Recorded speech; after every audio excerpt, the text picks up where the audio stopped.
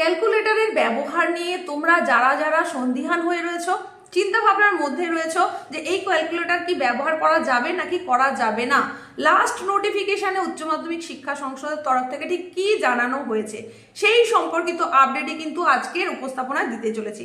তার কারণ তোমরা যারা যারা এই 2026 উচ্চ মাধ্যমিক দিতে চলেছো, তোমাদের মধ্যে বহুজন বিভিন্ন উপস্থাপনায় এসে কমেন্টের মধ্যে জানতে চেয়েছো যে ক্যালকুলেটর ঠিক কোন কোন জায়গায় তোমরা ব্যবহার করতে পারবে, কোথায় ব্যবহার করতে পারবে না, নাকি সব জায়গায় তোমাদের অ্যালাউ করা হয়েছে। তো তোমাদের সেই প্রশ্নের উত্তর নিয়ে আজকের এই ছোট্ট উপস্থাপনা মনোযোগ সহকারে একটু শুনে নাও, তাহলেই বুঝে যাবে। বিশেষ করে তোমরা যারা কমার্স বা বাণিজ্য বিভাগের স্টুডেন্ট, তোমাদের ক্ষেত্রে কিন্তু এই ক্যালকুলেটরটা একটা খুব গুরুত্বপূর্ণ বিষয়।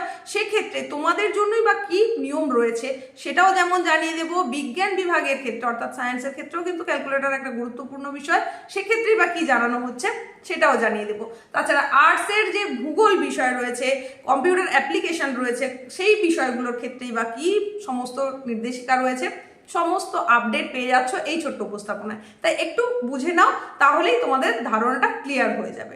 দেখো, এই ক্যালকুলেটরের ব্যবহার নিয়ে উচ্চ মাধ্যমিক শিক্ষা সংসদের তরফ থেকে ইতিমধ্যেই নোটিফিকেশন জারি হয়েছে। বিগত দিনে আমরা দেখেছি একটা নোটিফিকেশন জারি হয়েছিল, যেটা 29/8/2024 নোটিফিকেশন জারি হয়েছিল। সেই নোটিফিকেশনে একদম স্ট্রিক্টলি বলে দেওয়া হয়েছিল যে কোনোভাবেই কিন্তু ক্যালকুলেটর ব্যবহার করা যাবে না। সেটা যে কোনো বিভাগের ক্ষেত্রে হতে পারে, যে কোনো বিভাগের যে কোনো বিষয়ের ক্ষেত্রে হতে পারে সেটা থিওরি পরীক্ষা বা হতে পারে সেটা প্র্যাকটিক্যাল পরীক্ষা। কোনো পরীক্ষাতেই কিন্তু কোনোভাবেই এই ক্যালকুলেটর ব্যবহার করা যাবে না, সেটা পরিষ্কারভাবে বলে দেওয়া হয়েছিল যে স্ট্রিক্টলি প্রহিবিটেড। তাহলে এটা হচ্ছে 24-এর একটা নোটিফিকেশনের কথা বললাম। তাহলে এই নোটিফিকেশন কিন্তু পরবর্তীকালে আমরা দেখেছি উচ্চ মাধ্যমিক শিক্ষা সংসদ বা WBCHSE বোর্ড সেটাকে পরিমার্জিত রূপে নতুন করে আরও একটা নোটিফিকেশন জারি করলো 2025-এ। 2025-এ যে নোটিফিকেশনটা জারি হয়েছিল সেটা হচ্ছে 21শে ফেব্রুয়ারিতে।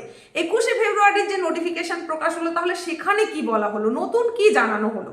যখন এই ক্যালকুলেটর ব্যবহার নিষিদ্ধ করা হয়েছিল 24-এ, তারপরে নানানভাবে বিভিন্ন মহলে সমালোচিত হতে হলো, তার থেকেই একটা আপডেট উঠে এলো এবং সেই কারণেই আবার নতুন করে 2025-এ নতুন নোটিফিকেশন জারি হলো। সেখানে জানিয়ে দেওয়া হলো যে কোনোভাবেই কোনো রকম থিওরি পরীক্ষার ক্ষেত্রে, সেটা আর্টস, কমার্স, সায়েন্স যাই হোক না কেন, কোনো স্ট্রিমের কোনো সাবজেক্টেরই থিওরি পরীক্ষাতে কিন্তু ক্যালকুলেটর ব্যবহার করা যাবে না, একেবারেই নয়, কোনোভাবেই ব্যবহার করা যাবে না, এটা জানিয়ে দেওয়া হলো। তাহলে কোথায় ব্যবহার করা যাবে? হ্যাঁ, এখন আসছে সেই প্রসঙ্গেই। যে যে বিষয়গুলোতে প্র্যাকটিক্যাল রয়েছে অথচ সেখানে ক্যালকুলেটর ব্যবহার করার দরকার রয়েছে, সেই সমস্ত বিষয়ের ক্ষেত্রে প্র্যাকটিক্যালের সময় ক্যালকুলেটরটা ব্যবহার করা যাবে। তবে সেক্ষেত্রেও কিন্তু একটা বাধা রয়েছে, সেখানেও কিছু বিধি নিষেধ রয়েছে, নিয়মাবলী রয়েছে। সেটা কীরকম না, সেটা হচ্ছে যে এই যে ক্যালকুলেটর ব্যবহার করার কথা বলা হয়েছে সেটা কিন্তু কোনোভাবেই সায়েন্টিফিক ক্যালকুলেটর হলে হবে না। আবারও বলছি, ভালো করে বুঝে নাও, তোমার প্র্যাকটিক্যাল বিষয়ের পরীক্ষাতে তুমি ক্যালকুলেটর ব্যবহার করতে পারো, কিন্তু কোনোভাবেই সেটা সায়েন্টিফিক ক্যালকুলেটর হলে হবে না, তাহলে সেটা সঙ্গে সঙ্গেই নাকচ হয়ে যাবে। তুমি সাধারণ একটা ক্যালকুলেটর ব্যবহার করতে পারবে।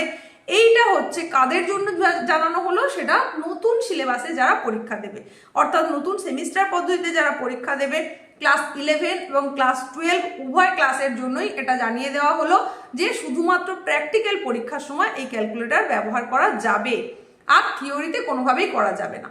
তাহলে এইবার আসি যারা পুরনো পদ্ধতিতে পরীক্ষা দেবে তাদের জন্য তাহলে কি নিয়ম জারি করা হলো। 21শে ফেব্রুয়ারি 2025-এর যে নোটিফিকেশন জারি করা হয়েছিল, সেই নোটিফিকেশনে কিন্তু স্পষ্টভাবে বলা আছে পুরনো সিলেবাসের যারা পরীক্ষার্থী তাদের জন্য কিন্তু কোনো রকম আলাদা নিয়মকানুন নয়।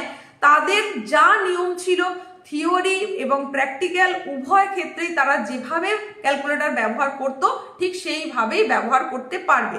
এটা বললাম কবের খবর, 21শে ফেব্রুয়ারি 2025-এর নোটিফিকেশন অনুযায়ী। পরবর্তীতে কিন্তু আর কোনো এই ক্যালকুলেটর সম্বন্ধীয় নোটিফিকেশন জারি হয়নি।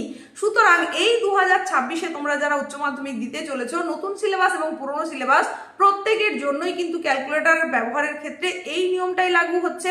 মানে নতুন সিলেবাসের পরীক্ষার্থীরা কোনোভাবেই থিওরি পরীক্ষাতে ক্যালকুলেটর ব্যবহার করতে পারবে না।